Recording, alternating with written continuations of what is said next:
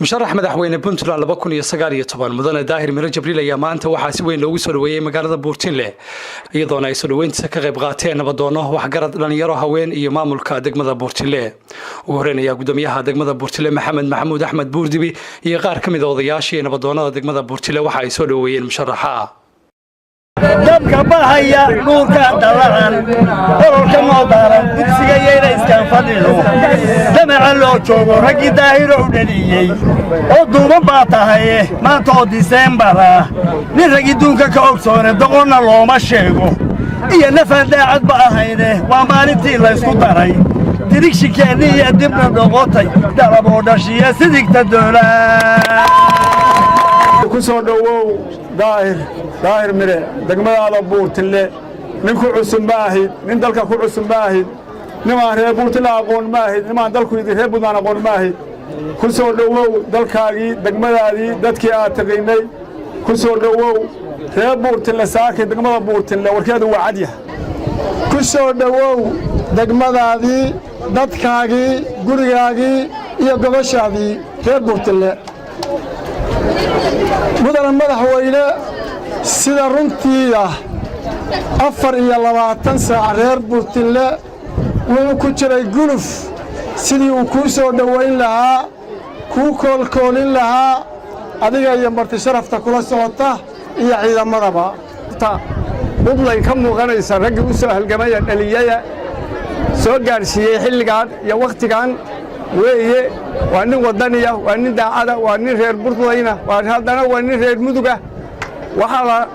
aad ugu sii daraysaan haddii ilaahayno hiiliyo hoba sidaas idinka muuqata inaad u soo garab istaagtaan mudane musharax Daahir Miro Jibriil ku soo dhawow degmada Buurtinle sidaad u jeedid guud ahaan shacabka reer Buurtinle waxay raali ka yihiin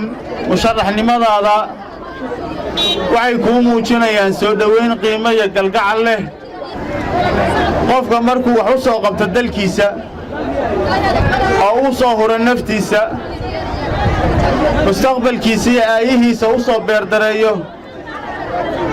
maalintii la gaaro qalin iyo tiin bara in wax lagu maamulo iyo xafiis qabow xaq buu leeyahay in lagu doorto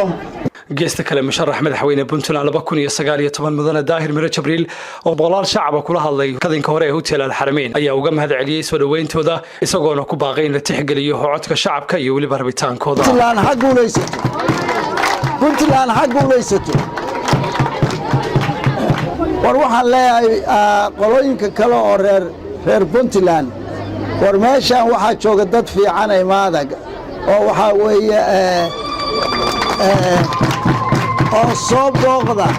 oo wax ka dhista oo maxaan ku yiraahdaa waxaan bala yaabanahay gabdhahan iyo wiilashatan qoladii meelo kale aan ku soo arko Mareykan ku soo arkay idinkaaba ka fiican runaanti yaa qofkii idin yaqaan idinkuna aad taqaaniin doorta waad ogtihiin ilaa iyo 25-30 xilli musharax baa jira idinku maanta ma lihin 66 baa dooranaya laakiin rabitaanka dadka reer Puntland waa ay tixgelinayaan 66 kaas gaar ahaan degmada Buurtinle guuleysatid jaamac warbaahinta dawladda Puntland magaalada Buurtinle